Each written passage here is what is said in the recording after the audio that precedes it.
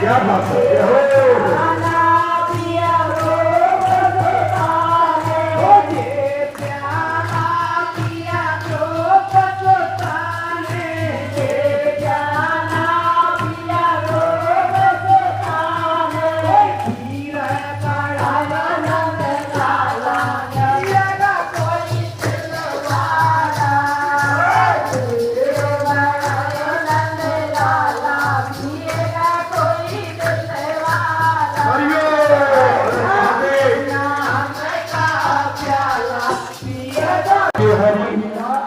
मैं कथा को विराम की ओर ले जा रहा हूँ। 12:30 बज चुके हैं।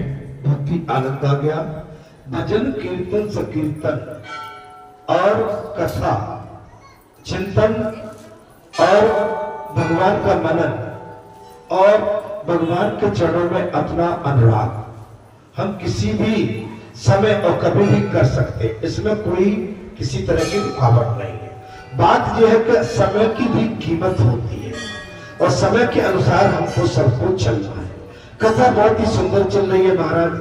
परमार्थ सरल है, परमार्थ सरल है। इसमें भूल भी हो जाए तो माफी है, लेकिन परमार्थ में अगर भूल है तो फिर पाप है, स्वार्थ है। इसलिए सोच समझ के चलना चाहिए।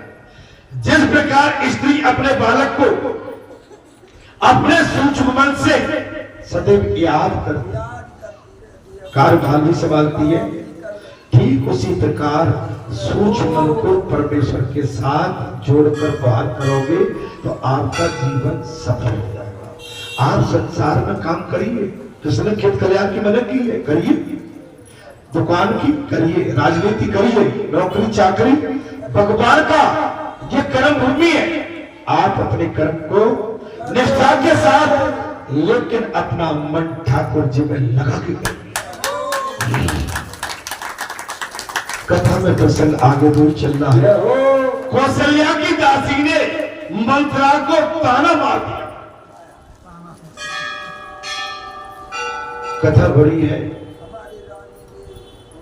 कौशल्या की दासी ने मंत्रा को ताना मारा, तो उसके दिल में महाराज एक कहते हैं ना बिगड़ उठ गया।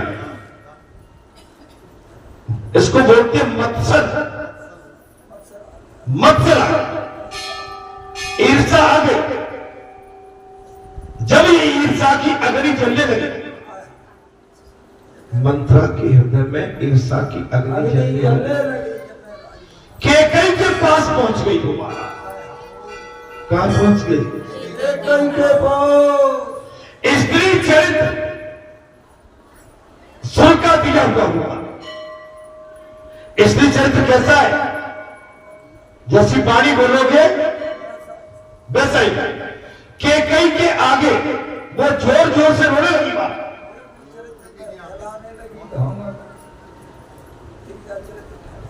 त्रिया चरित्र फैला दिया। महारानी कैकेयी के सन्मुख जाके मंत्रा जोर जोर से रोने लगी। कैकेयी ने पूछा, क्यों रोती हो? क्या लक्ष्मण ने तुम्हें कोई सजा दे दी? अच्छा, सबका दिमाग ध्यान लक्ष्मण जी पर जाता।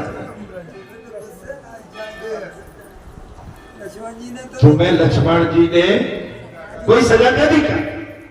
मंत्रा तो बिना कुछ कहे सुने रोती जा रही है, बोल नहीं गई।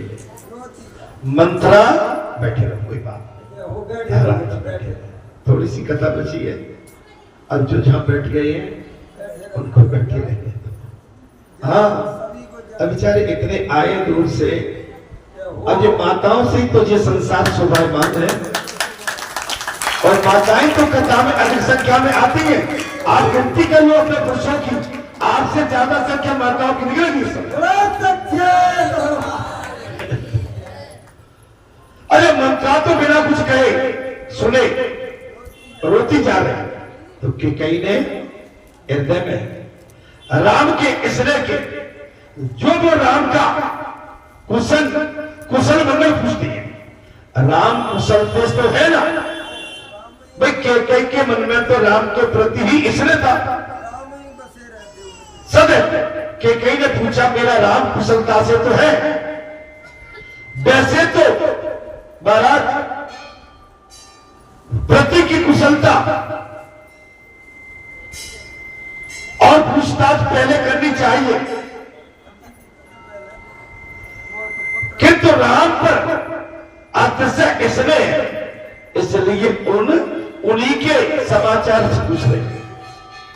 पहले तो अपने घर की, परिवार की, पुत्र की, पत्नी की, और पत्नी को चाहिए पति की बात।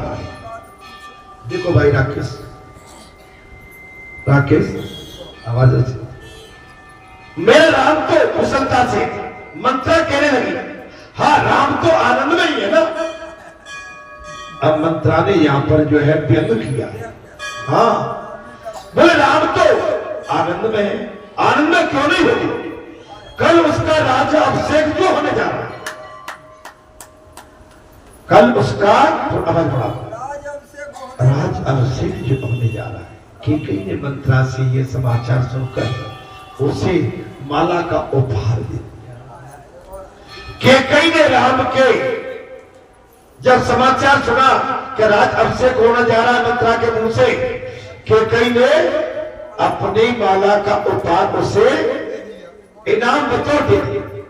कैकेयी के मन में अभी तक कुछ भी कली ने प्रवेश नहीं किया, कलयुग ने नहीं किया अभी तक।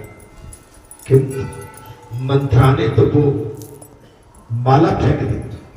सभी आनंदित, किंतु मंत्रा तो बेचैन थी। कैकेयी ने कहा, तू तो मूर्ख है। शूरवंश की ये परंपराएं थी, ज्येष्ठ पुत्र को ही राजा बनाया, तो दुखी क्यों होती है? महाराज मैंने कई बार राम की परीक्षा की है कि कई ने स्वयं कहा है मेरा राम बड़ा उदार है, मेरा राम सरल है, मेरा राम ईश्वर का महाराज दीपक है, मेरा राम मर्यादा का एक बहुत बड़ा उदाहरण है। वे कौशल्या से बढ़कर प्रेम में पागल हो गए, मुझसे ज्यादा प्रेम करता है कि कई तो बोली है मंत्रा का स्पर्श होने पर ही उसका मन भी पाप बन। जैसे ही मंत्रा को स्पर्श किया केकई ने, जो केकई के अंदर कुभाव थे, वो जो मंत्रा के अंदर कुभाव थे, वो कुभाव केकई में प्रवेश कर गए। केकई ने कहा तू तो महाराज मूर्ख है। सूर्यवंश की ये परंपरा है, चली क्षमा।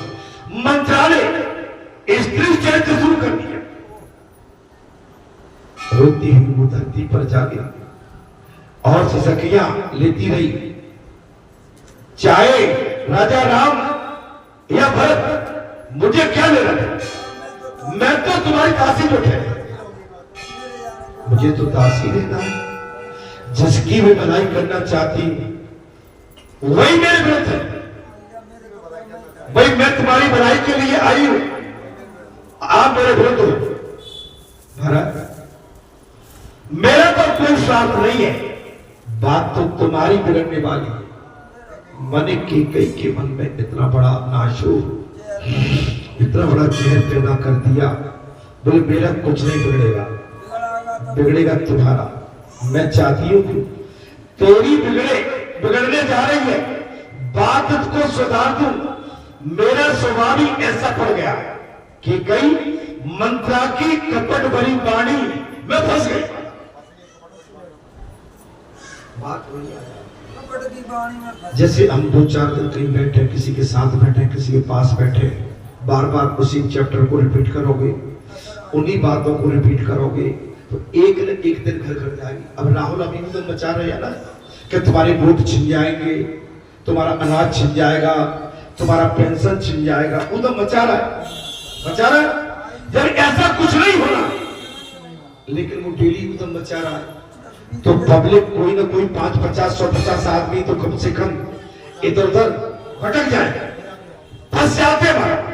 मेरे लिए उससे प्रेम है, तभी तो तुझे मैं कहने आई। उसने मंत्रा को महाराज केकई ने जो ही मंत्रा को स्पर्श किया, उसके मन में कलयुग प्रवेश कर गया। पापी का कभी स्पर्श मत करो।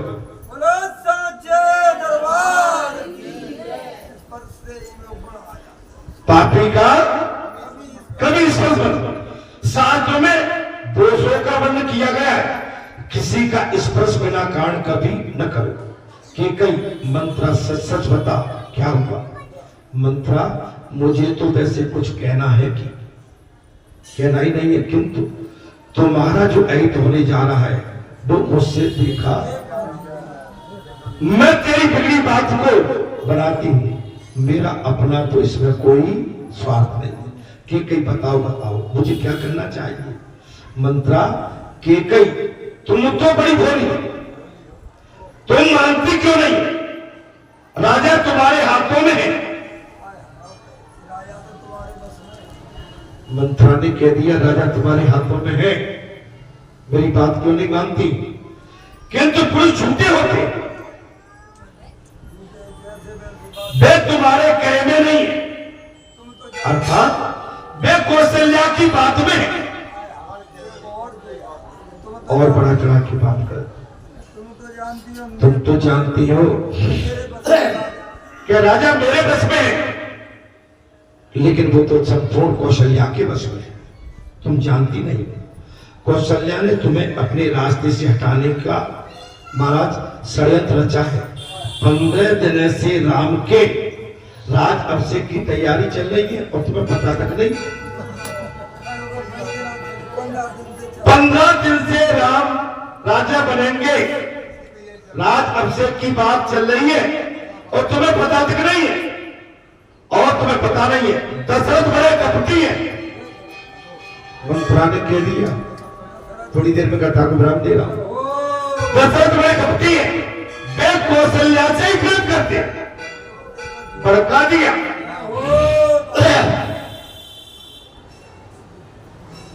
भड़का दिया। जो सत्पुरुष होते हैं ना, वो सभी को एक समान समझते हैं, और जो कुबुद्धि वाले होते हैं वो कहीं ना कहीं बिगड़ डालते ही।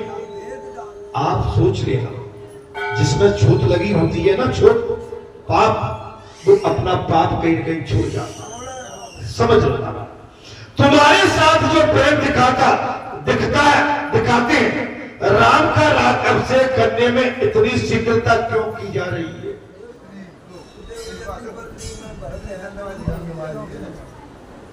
राम के राज अभिषेक में इतनी तीव्रता और जल्दी क्यों की जा रही है? कौशल्या के कहने से ही तो भरत शत्रुघ्न मामा के घर गए और मार दिया। कौशल्या के कहने से ही इधर राजा दशरथ ने भरत शत्रुघ्न को मामा के घर भेज दिया। देश के सभी राजाओं को निमंत्रण भेजा गया, किंतु भरत शत्रुघ्न को क्यों याद नहीं किया? भड़का दिया। तो मैं तो कुछ खबर नहीं है, बस आराम से तुम सो रही हो। ठीक है, कहने लगी, हाँ हाँ तेरी बात बिल्कुल सही है।